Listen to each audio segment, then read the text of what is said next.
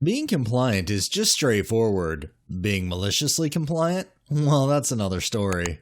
Welcome to this episode of Malicious Compliance. Our first one is from Ladybug Gal 95. Since there's only 1 week of summer left, I decided to take the kids to the local amusement water park today. As I've gotten older, the rides have gotten a little tougher on me. In addition, my daughter tends to get motion sick rather easily.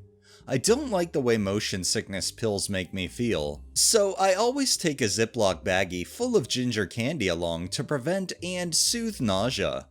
Today I had chewy mango ginger candies, hard plain ginger candies, and hard lemon ginger candies. For those who've never had a ginger candy, it is spicy. The lemon ginger is probably the mildest. The plain ginger is just plain hot.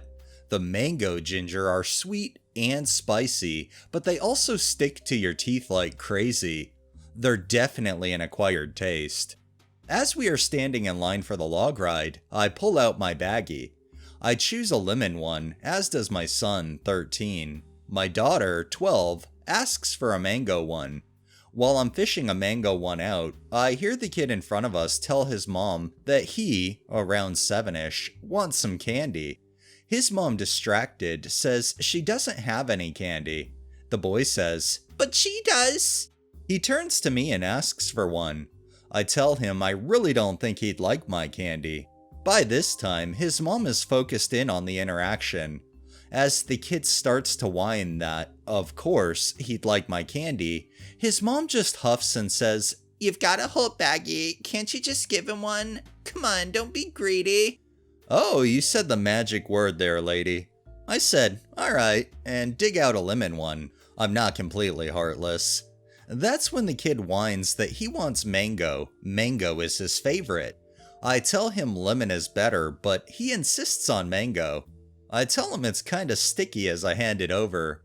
The kid rips it open, shoves it in his mouth, gets in 3 quick chews, while my kids stare at him. Then, he actually starts to taste it, and the look of horror comes over his face. He screams and tries to spit it out. He's jumping around, flapping his arms. His mom is panicking and asking what's wrong. He's screaming that it's bad, and it's hot, and he wants it out. His mom tells him to spit it out. That's when I pipe up with the very helpful, "It's really sticky. What's left is probably stuck in his teeth. He'll have to wait for it to melt off if he doesn't want to chew." The mom looks at me in disbelief and a shrug. She then asks what the hell I gave her son. "Probably should have asked that sooner, lady." I answer, "Ginger candy. It's good for nausea." I'm pretty sure I'd be dead if looks really could kill. We got to move up in line 2 spaces though, because she whisked her kid off to a water fountain. I'd like to think the kid will think twice about demanding things from strangers. Plus, it was entertaining. Overall, the kids and I counted it as a win.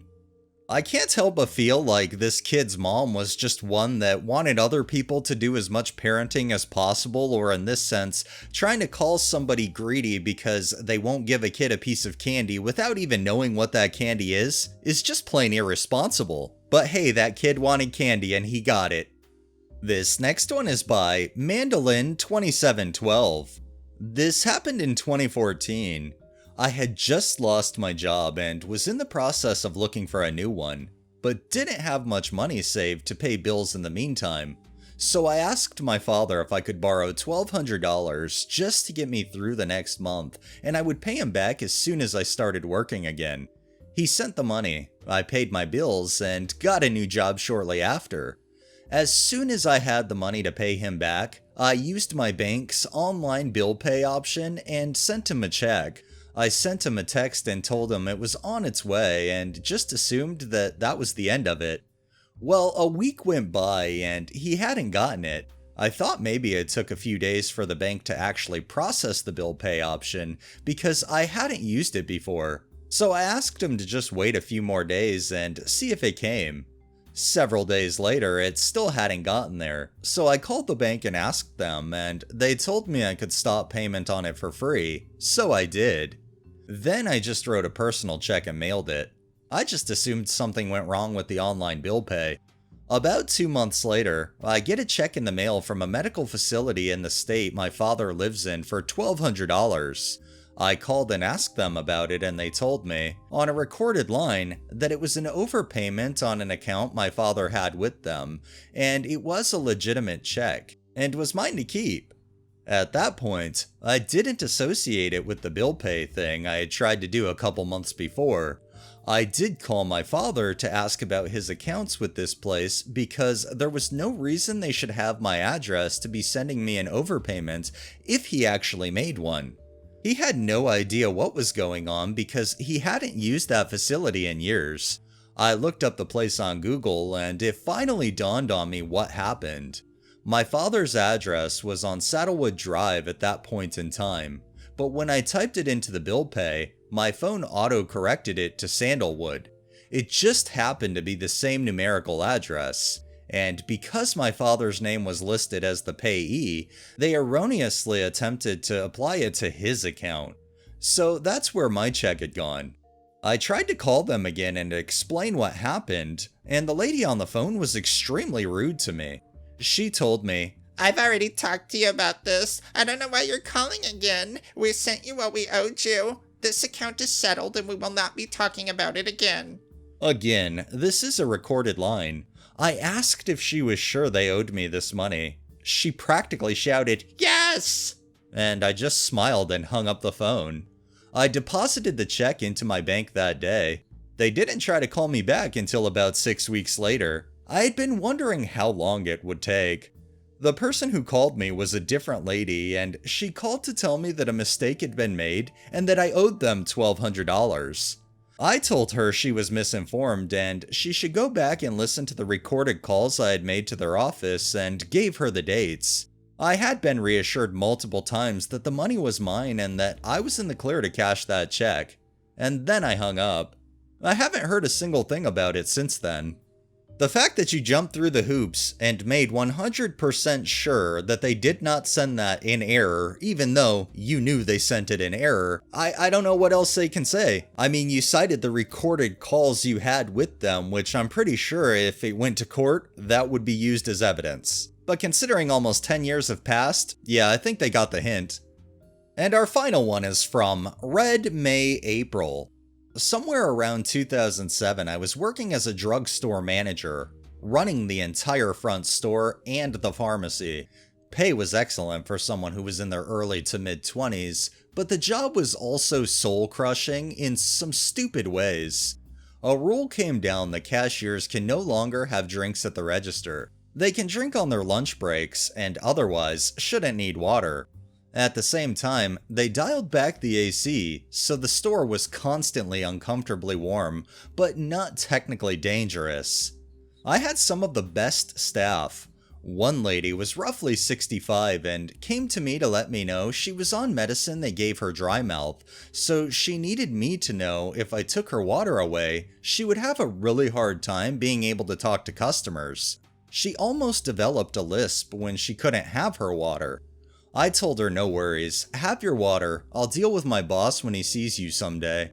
Because he was running 40 stores and mine was generally not a problem store, he only came by every 60 days or so. Eventually, he does swing in and ask about her water. I said she has a medical condition and I told her it was fine. I also told him I approved the water. He pulls me into the office to let me know that for her to have water, she needs a doctor's note. If he sees her with it again, without a note, we both get written warnings. He explains this is because not following the company rule can't be a decision made by me. I'm flabbergasted. I'm just the manager in charge of the store. This company literally made me do drills on how to deal with bombs or shootings, but I can't approve a bottle of water? It must be an exception deemed necessary for medical needs. I explain this is stupid. He actually agrees, but says he's also following orders from above.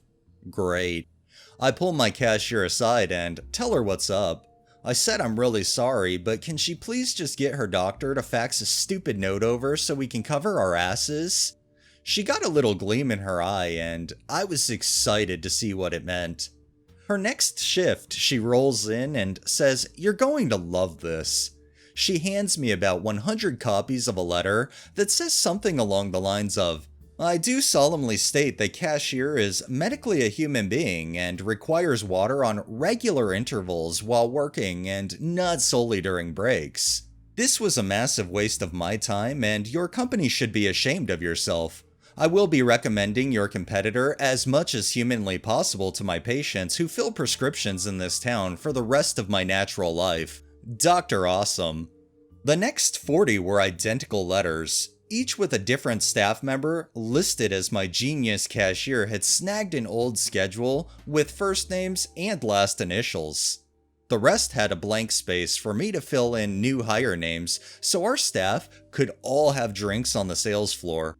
My boss wasn't even mad. None of the higher-ups above him ever mentioned it on a store walk, so I assumed it was covered in a meeting of people higher up than me. The fact that the managers require a doctor's note so somebody can drink water, I really don't think they're bringing in a manager's note so they can have water at their desk or wherever the hell, or if they go on a store walk to bring a bottle with them. So really, they're full of their own shit. I love the fact though that this doctor went above and beyond to make sure all employees would be covered. Alright, that's enough maliciousness for the day. Well, that wraps up this episode of Malicious Compliance. If you liked the video, please drop a like, share my content on all of your social media, subscribe if you haven't already, and make sure to hit that bell so you're notified every time I upload, and drop a comment down below. It really helps with the algorithm and helps new people find my channel. Thanks for watching, thanks to my patrons, have a great day and stay safe out there.